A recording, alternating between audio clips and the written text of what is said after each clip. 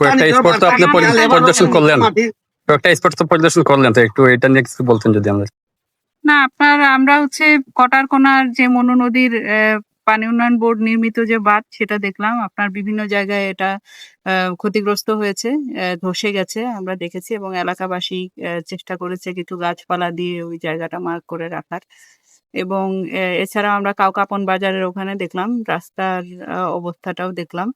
আর এখানে যে পানি উন্নয়ন বোর্ডের অসমাপ্ত কাজ রয়েছে বাঁধের, সেটিও আমরা পরিদর্শন করলাম। আমরা এই পুরা বিষয়টা নিয়ে মানুষ যেহেতু ঝুঁকিপূর্ণ অবস্থায় আছে এবং এই বন্যার সময়ে উজান থেকে যে পাহাড়ি ঢল নেমে আসে এই বন্যার সময় যাতে এই বাঁধের কাছাকাছি যারা অবস্থান করছে তারা যেন নিরাপদে থাকতে পারে, তো এবং কাজগুলো যাতে দ্রুত সমাপ্ত হয় এই বিষয়ে আমি পানি উন্নয়ন বোর্ডের দৃষ্টি আকর্ষণ করব।